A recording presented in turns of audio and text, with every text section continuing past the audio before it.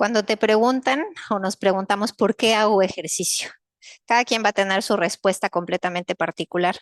Algunos les preocupa a lo mejor envejecer bien, eh, cosas como muy emocionales o sentimentales, poder jugar con sus nietos, poder disfrutar a sus hijos, tener buena calidad de vida. Creo que hasta que percibimos que algo se está mermando en nuestro estado de salud, a veces es que lo valoramos, ¿no? Como una frase que dice, reconocí la felicidad por el ruido que hizo al marcharse, pero sea cual sea su objetivo por el que empezaron a moverse, en realidad creo que lo que nos une a todos es querer estar bien.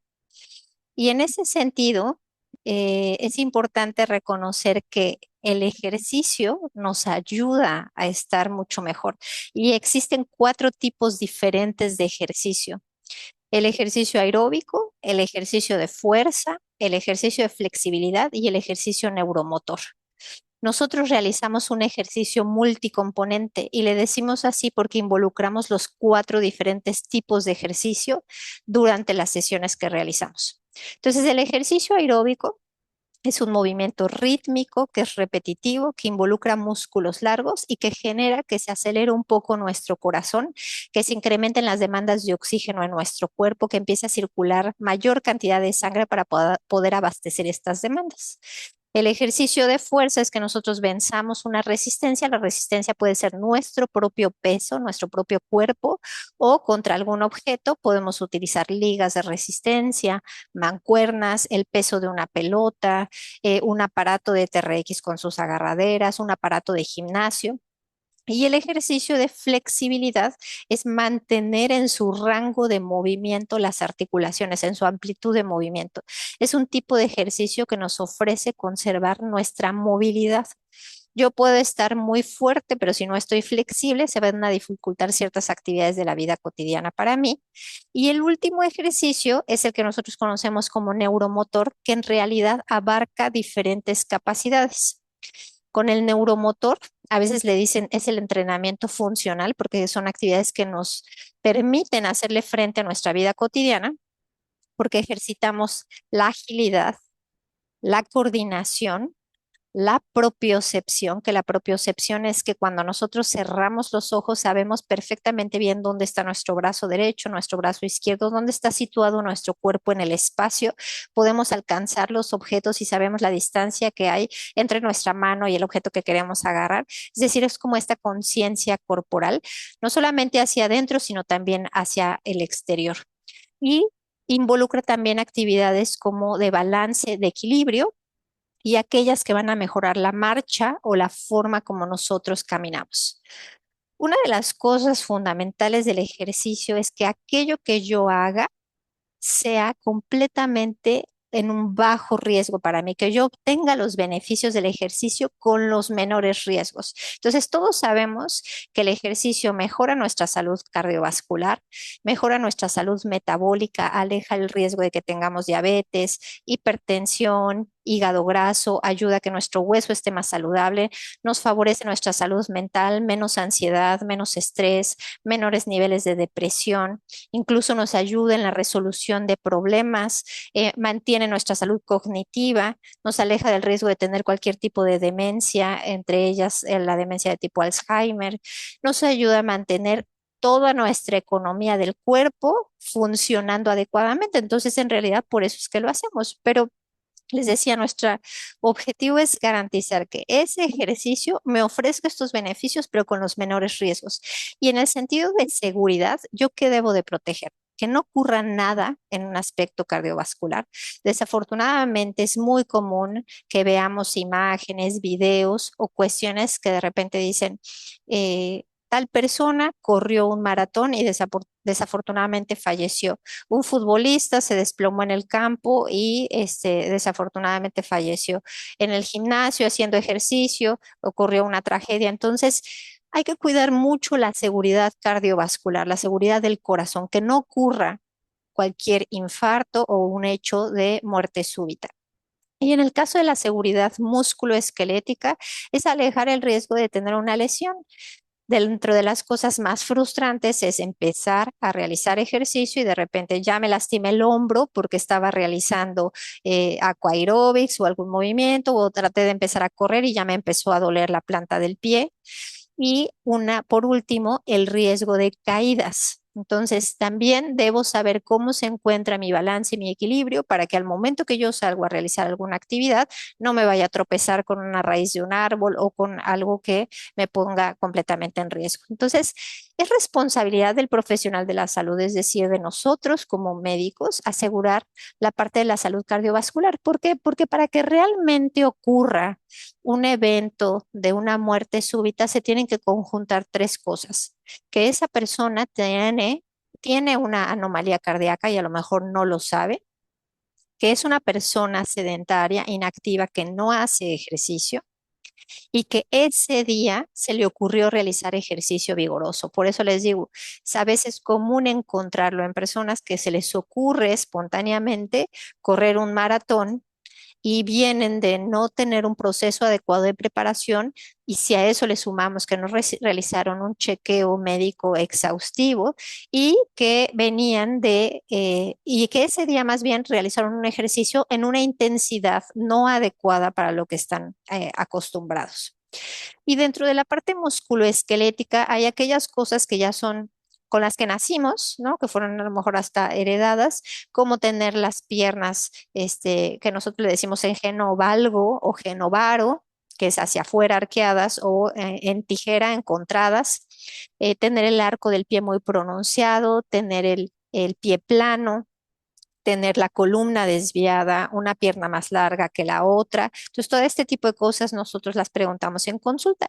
Y otros que son adquiridas, ¿no? Me lastimé la rodilla, me operaron de los meniscos, me operaron de la columna, tengo un reemplazo de rodilla, tengo un reemplazo de cadera, tengo una lesión de manguito rotador que requiere cirugía. Entonces, ese tipo de antecedentes, si yo no los cuido, pues me pueden poner en riesgo. Y dentro del riesgo de caídas, pues tienen mayor probabilidad aquellas personas que tienen más años, que se reconocen con alteraciones en el equilibrio, con debilidad muscular, con alteraciones ya de la vista, del oído, algún trastorno neurológico que empiecen a vivir con Parkinson a lo mejor, o con esclerosis múltiple, trastornos del sueño, incontinencia urinaria, a veces hipotensión ortostática, que se les baje la presión o que utilicen cierto tipo de medicamentos. Pero ahora, cabe aclarar que cuando uno hace ejercicio se reduce el riesgo de caídas en un 23 a un 32%. Sin embargo, si yo no prescribo el ejercicio adecuado y nada más le digo a la persona,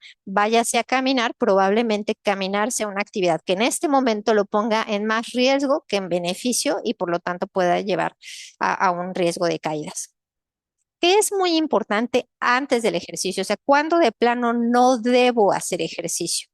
Cuando tuve un infarto reciente y me sugirieron que inicie por rehabilitación cardíaca, que es realizar ejercicio, pero supervisado por un cardiólogo y todo el tiempo con el monitoreo de mi corazón, o que tenga problemas cardiovasculares descontrolados. Personas que les hayan dicho que tienen una falla cardíaca y que se les baja o se les sube la presión, las personas que viven con diabetes y que está descontrolada su glucosa, o sea, mayor a 250 miligramos por decilitro y que tengan cetonas, las personas que viven con hipertensión arterial cuando se encuentra descontrolada ese día no pueden realizar ejercicio. Si tengo una infección aguda con fiebre, me contagié de COVID y estoy cursando por fiebre en este instante, o o influenza y me siento mal, o me dio una infección gastrointestinal y estoy cursando con fiebre, pues no puedo. Enfermedades respiratorias agudas graves, fatiga severa, por ejemplo, asociada a vivir con cáncer o enfermedades autoinmunes. ¿Y cuándo puedo yo realizarlo, pero con mucho cuidado? Si vivo con diabetes y mi glucosa está mayor de 300, pero no tengo cetonas y yo me siento bien, nada más tengo que cuidar la hidratación. Si tienen ya complicaciones de diabetes, si tuvieran anemia moderada o severa, obviamente personas que tengan un embarazo de alto riesgo, que tengan un dolor muy importante ese día en alguna articulación. Nosotros siempre les insistimos, si me duele muchísimo mi rodilla, yo trabajo alrededor de la lesión. Puedo trabajar con mis hombros, puedo trabajar con mi centro del cuerpo, puedo trabajar con mis tobillos, con mi cadera, pero no con la articulación que en ese momento me está molestando. Y en la presencia de fatiga moderada asociada a vivir con cáncer o enfermedades autoinmunes. Es muy importante conocer que existen este tipo de escalas, escalas de fatiga. ¿Por qué? Porque ahorita lo vamos a ver más adelante y a veces vivimos como con frases ya prehechas, ¿no? Como de, no, esfuérzate todos los días, da lo mejor de ti y cosas así, pero en realidad cuando nosotros nos estamos iniciando con el ejercicio, sí debemos de preguntarnos, a ver, ¿cómo me siento el día de hoy para realizar mi sesión de ejercicio? Entonces, si yo me encuentro sin fatiga o con muy leve fatiga o una leve fatiga, yo puedo realizar mi ejercicio sin ningún problema. Pero cuando yo empiezo ya a estar en una fatiga moderada, probablemente pueda realizar yo esa sesión pero a la mitad, o me tomo más pausas y dejo que siga corriendo el video y me incorporo en el ejercicio que sigue, o hago menor cantidad de repeticiones, o si lo estaba haciendo con una resistencia de la liga mayor, ese día yo escojo una resistencia de liga menor o incluso lo hago nada más con el peso de mis propios brazos. Entonces sí tengo que hacer ajustes cuando en mi escala personal, porque eso es personal, tengo una percepción de fatiga moderada. Y si de plano mi fatiga es severa, probablemente ese día no haga ejercicio y puedo utilizar la estrategia que decíamos de la imaginería motora, de observar la sesión de ejercicio e imaginar que mi cuerpo lo está realizando, pero sin tener una contracción muscular visible o activa. Importantísimo cuando realizamos ejercicio, la planeación. ¿Qué días voy a realizar el ejercicio? ¿A qué hora lo voy a hacer? ¿A qué hora me voy a ir a dormir? O sea, el día anterior para poder hacer mi sesión de ejercicio. ¿Cómo está el clima? ¿Cuánto tiempo voy a hacer? ¿A qué hora voy a comer?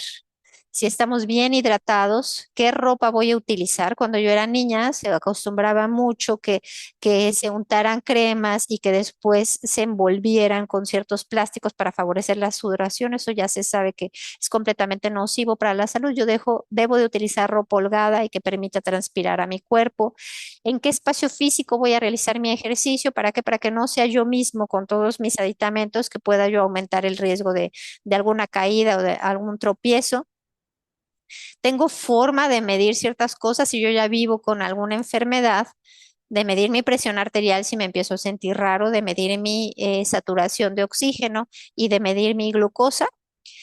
Y algo muy importante, hay que empezar poco a poco. Aquí estaba buscando una gráfica que desafortunadamente no la encontré, pero la velocidad con la que se reparan los tejidos cuando alguien viene de completamente haber estado sedentario es muy lenta y esa reparación se va mejorando en la medida que estamos más apegados al ejercicio. De tal forma que un deportista de alto rendimiento por eso tolera entrenar 6 horas por día o hacer entrenamientos dobles de 4 horas en la mañana, 4 horas en la tarde. Sin embargo, alguien que viene de haber estado completamente inactivo y sedentario, pues cuando empieza a recibir un estímulo, sus fibras musculares se rompen en gran magnitud y no se reparan a la misma velocidad, tampoco los tendones, ni el cartílago, ni otras estructuras ligamentarias, y eso puede predisponer a las lesiones. Obviamente, en la medida que más acondicionado estoy, se repara más rápido mi tejido.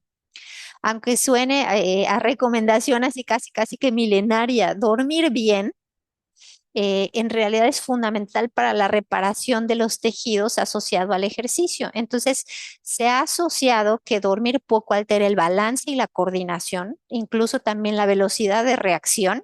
Lo pueden probar con ciertos ejercicios que se hacen. Incrementa también el riesgo de lesiones. Y en esta publicación se había demostrado que una persona que duerme menos de 7 horas por noche incrementa el riesgo de lesión. Y cuando a estas personas las llevaron a una deprivación de sueño de 14 días, se incrementó 1.5 veces el riesgo de lesionarse. Entonces es muy alta esta probabilidad. La otra importante es planear la hora de ingesta de los alimentos, porque el vaciamiento gástrico ocurre entre hora y media a 2 horas, estando completamente en reposo, y nosotros necesitamos, para no tener esa sensación de reflujo o de incomodidad para realizar el ejercicio, pero también para poder tener los sustratos que van a permitir recuperar al tejido cuando nosotros ya terminamos de hacer la sesión de ejercicio. Y bueno, 70% de nuestro cuerpo está constituido de agua. Una de las molestias que se asocia mucho a la práctica del ejercicio es este famoso dolor miofacial que se pega a la fascia, al músculo, y eso no permite un adecuado deslizamiento. Entonces, cuando esa fascia está deshidratada, produce mayor dolor. Si yo digo, bueno, me voy a estar tomando mis tazas de café, el café en realidad deshidrata y puede generarme mayor dolor muscular asociado al ejercicio. Y les decía, bien importante, todos los días preguntarme cómo me siento hoy. ¿Por qué? Porque va a influenciar mucho la calidad del sueño que haya tenido, mi nivel de percepción de fatiga. Si vivo con algún dolor articular, probablemente hoy amaneció muy húmedo y me está doliendo la rodilla, o hoy dicen algunos pacientes, yo soy un sensor de los cambios climáticos, porque cada vez que empieza a hacer humedad, cada vez que empieza a llover, me empiezan a doler las articulaciones. También debo de reconocerlo y a lo mejor hacer ajustes en esa sesión. Si tengo dolor muscular, algunas personas que toman medicamentos para el control del colesterol, se produce cierto dolor muscular asociado al uso de esos medicamentos. ¿Cómo se encuentra mi estado de ánimo y cómo está mi grado de motivación? Y también yo hacer los ajustes correspondientes. Durante la sesión de ejercicio es muy importante elegir la posición para realizar el ejercicio, ya sea que lo haga sentado, ahorita vamos a profundizar más, parado, y dentro del parado con impacto o sin impacto. Realizar la sesión con todos sus componentes, un calentamiento, una sesión principal y un enfriamiento.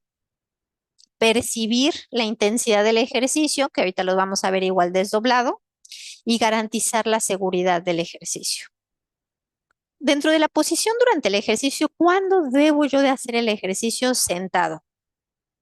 Si te has caído últimamente, si te duele la espalda baja, las rodillas o los tobillos de manera intensa, si tienes mal equilibrio, ¿cómo lo sé? Como que siento que mis piernas ya no me responden, como que no tengo confianza para salir a la calle solo. Siempre prefiero llevarme el bastón para sentirme más estable. Si se marean con facilidad porque están tomando incluso algún medicamento que favorezca eso, o lo noto perfectamente bien cuando estoy de la cama, me voy a parar de los primeros pasos y siento que se me mueve todo. Si tuvieran mala sensibilidad en los pies y si se agitan con mucha facilidad al caminar, es indispensable hacer el ejercicio sentado. ¿Cuándo diferenciar? A lo mejor ya lo puedo hacer de pie entre hacerlo con impacto o sin impacto. Sin impacto siempre va a ser cuando yo tenga algún dolor articular. Me duele el tobillo, me duele las rodillas, me duele la espalda baja. Debemos de dejar de normalizar me tomo un medicamento y entonces ya puedo realizar mi sesión saltando, o me pongo una rodillera y entonces ya puedo hacer mis movimientos mucho más explosivos. En realidad no. Mejor hago el ejercicio sin impacto y así obtengo los máximos beneficios con los menores riesgos. Y con impacto, bueno, cuando nada me está doliendo y no he tenido ninguna lesión reciente. Muy importante, y que también ya lo sabemos desde hace muchísimos años, pero siguen saliendo publicaciones recientes, este es del año pasado, donde se insiste realizar una sesión de ejercicio con todos sus componentes va a alejar el riesgo de presentar cualquier lesión ortopédica, ¿no? Cualquier lesión muscular, lesión articular, ligamentaria. Entonces, debo de hacer mi calentamiento porque el calentamiento permite aumentar la temperatura corporal, aumentar la presión arterial, la frecuencia cardíaca, que mis articulaciones tengan mayor cantidad de líquidos sinoviales, como echarles aceite a las articulaciones, que los tejidos estén preparados para un movimiento más fino. Hago mi sesión principal, que es donde quiero yo desarrollar los objetivos, ya sea mejorar mi fuerza muscular, la densidad ósea, mi agilidad, la coordinación, disminuir mis niveles de glucosa, mejorar el control o la salud de mi hígado, ¿no? Cualquier objetivo que ustedes tengan en mente o que hayan establecido con su propio médico. Y En la fase del enfriamiento, que es la vuelta a la calma, después de que todo mi cuerpo hizo un reflejo de trabajo para adaptarse a las demandas y aumentar la circulación sanguínea, los abastecimientos de oxígeno, mi cuerpo tiene que regresar a su estado de normalidad en cuanto a sus signos vitales, pero bien sabemos que nuestro cuerpo no es el mismo después de realizar ejercicio, porque incluso hay cambios a nivel genético de expresión de genes para sintetizar más músculo, hueso, cartílago, células a nivel de mi corazón. Entonces, todo mi cuerpo está completamente renovado después de que yo realicé ejercicio. Una de las cosas que aleja muchísimo el riesgo de presentar cualquier evento cardiovascular es saber reconocer la intensidad del ejercicio. Entonces, cuando yo hago ejercicio, el ejercicio se divide en intensidad baja, moderada y vigorosa. Nosotros siempre les insistimos, si vienen de no realizar ejercicio, es importantísimo iniciar en intensidad baja. En la intensidad baja, uno puede cantar mientras está realizando el ejercicio, puede mantener una conversación completamente fluida como yo estoy hablando ahorita. Cuando uno comienza a estar en intensidad moderada, ya el habla se empieza a hacer un poco entrecortada, se pueden decir nada más entre 3 y 6 palabras sin necesidad de tomar aire. Y cuando la intensidad vigorosa es vigorosa, ya no se puede platicar y el habla empieza a ser ya completamente entrecortada. Es que lo que yo les quería decir, ¿no? Yo ya no podría mantener diciéndoles esta plática o el mensaje que quiero como transmitirles. Entonces, existen diferentes formas de poder identificar la intensidad del ejercicio. Una que se utiliza mucho en pacientes que han tenido algún infarto es la escala de Borg. Esta es una escala completamente validada, existe del 0 al 10 o del 6 al 20, como les estoy mostrando yo ahorita, en donde las actividades se dividen en ligeras, moderadas y vigorosas. Entonces, más o menos, esto se relaciona con la frecuencia cardíaca que tiene una persona. Entonces, aquí más o menos debería de ir a 60 latidos por minuto, a 70 latidos por minuto, 80, 90, ¿no? Pero lo más importante es que yo aprenda a utilizarla. Entonces, normalmente las actividades muy ligeras es como cuando uno se va de vacaciones a ese viaje que planeó durante mucho tiempo, que es un viaje que implica caminar casi todo el día, ¿no? Entonces, me fui a Europa a conocer y puedo yo estar camine. Normalmente las actividades ligeras las puedo mantener uno máximo por 1 hora, las actividades regulares máximo por 30 minutos, las actividades pesadas máximo por 15 minutos y de ahí se va reduciendo el tiempo hasta que extenuantes literal cuando yo ya me agacho, que es como esta otra, otro ejemplo de escala que les estoy mostrando ahorita.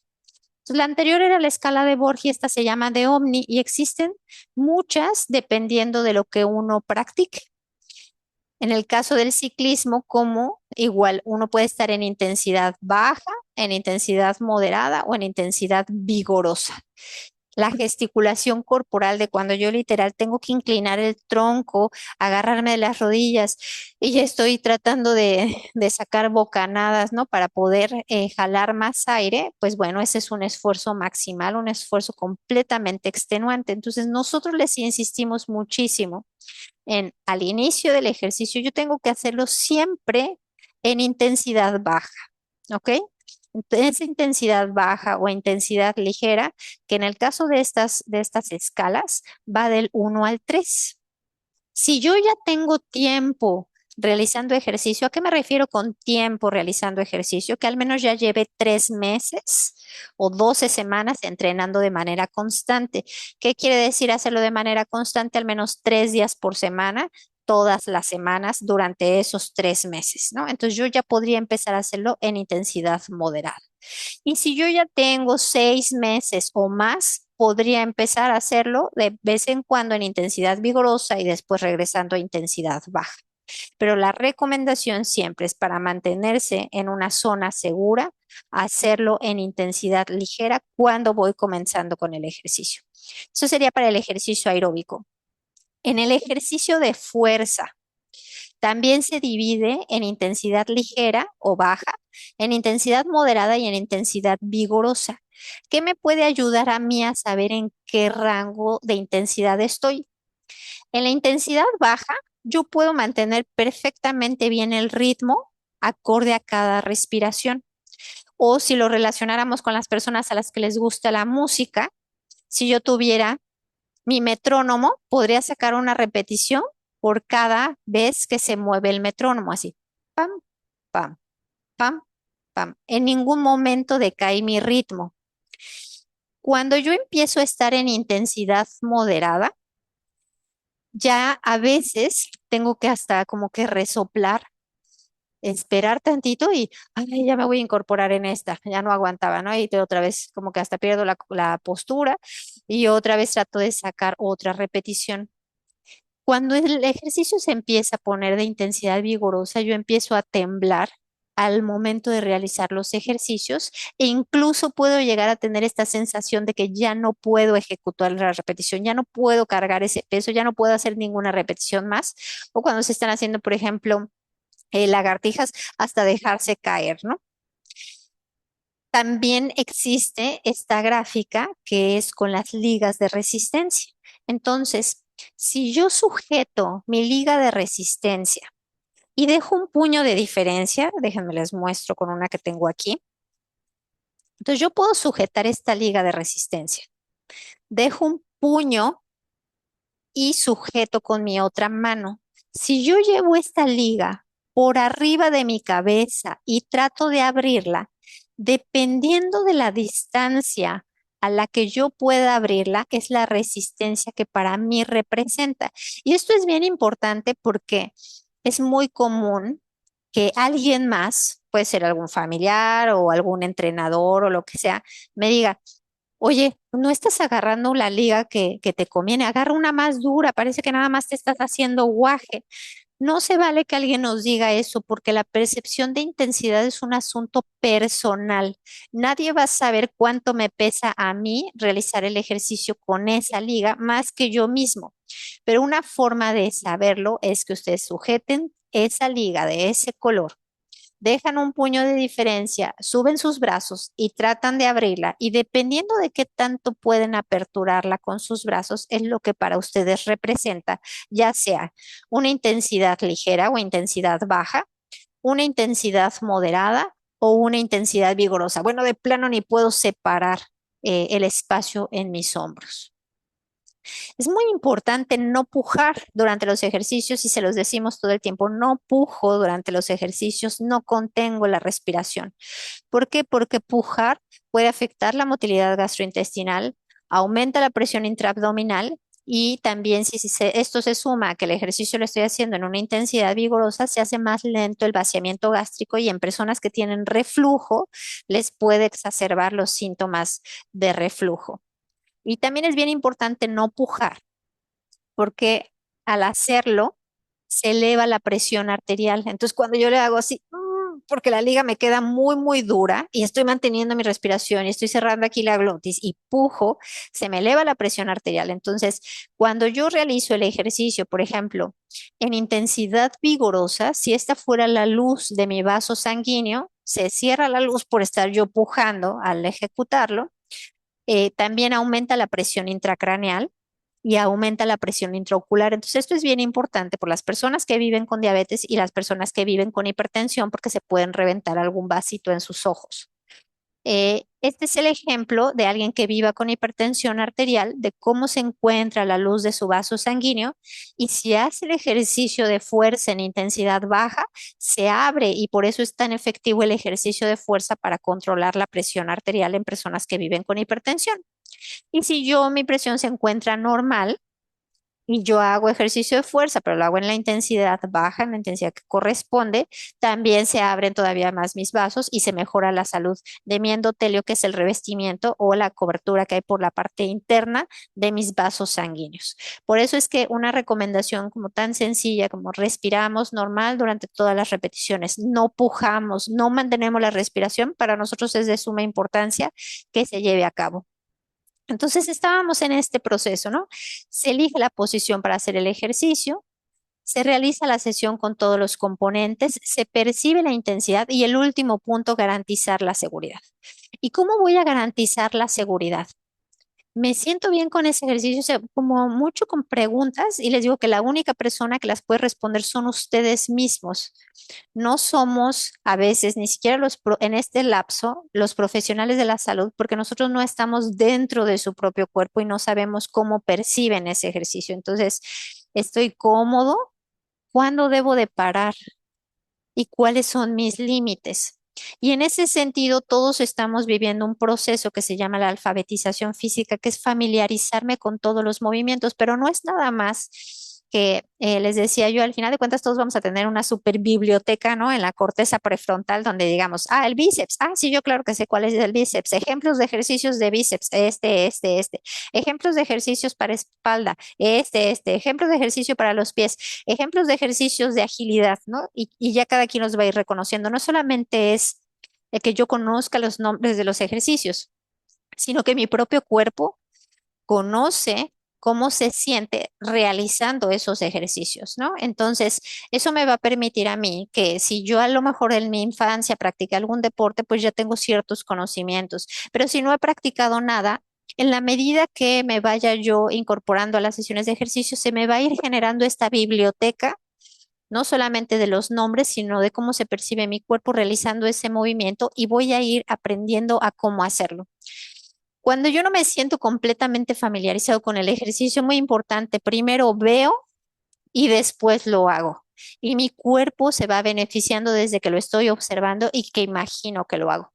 Y esto va a permitir que yo gane autoconfianza y que también diga yo, claro que puedo hacer este movimiento e incluso me pueda ir retando, pero sin ponerme en ningún riesgo. Yo les decía, bien importante, desaprender frases prehechas. Siempre termina lo que empiezas. Si no duele, no sirve. Tengo que aprovecharlo porque ya pagué las sesiones de ejercicio o ya pagué el gimnasio y entonces ahora tengo que aprovecharlo. Si lo vas a hacer, hazlo bien, si no, mejor no hagas nada, ¿no? Una de las frases que muchos tenemos, esfuérzate al 100. En realidad, hay que ser muy flexible y hay que ser muy compasivo y todos los días preguntarnos cómo nos sentimos y cuando se tenga que parar, paramos y eso no nos define en lo absoluto. Eso simplemente es que nosotros estamos escuchando a nuestro cuerpo y le estamos dando la oportunidad de que reciba el estímulo que necesita para ese día, ¿no? Entonces, para nosotros hacer ejercicio en conciencia plena es muy importante. Entonces, hacer ejercicio en conciencia plena también ha demostrado completamente que previene el riesgo de lesionarse. Si yo estoy, ahorita que termine de hacer la sesión voy a meter una carga de ropa y después tengo que terminar la presentación porque quedé de llamarle al paciente, ¿no? O sea, no estoy ni siquiera haciendo ejercicio ni tampoco resolviendo los otros pendientes que tengo que hacer. Tengo que estar en ese momento con conciencia plena porque eso va a permitir que observe las indicaciones, perciba mi cuerpo realizando el movimiento y que cualquier cosa que sienta completamente anómala sea capaz de reconocerle. Y ya casi para terminar, cuando debo de parar, pues siempre que tenga alguna sensación o dolor en el pecho, una falta de aire que no corresponde con mis experiencias previas o que es completamente anormal, si observara que mi piel se está poniendo pálida, fría o hay cambios incluso en la coloración o que empiezo a sudar de manera excesiva, que tuviera mareos, sensación de palpitaciones, una fatiga que también no corresponde con lo que yo había experimentado en fases previas o incluso náuseas. Entonces paro y inmediatamente pido ayuda de alguien.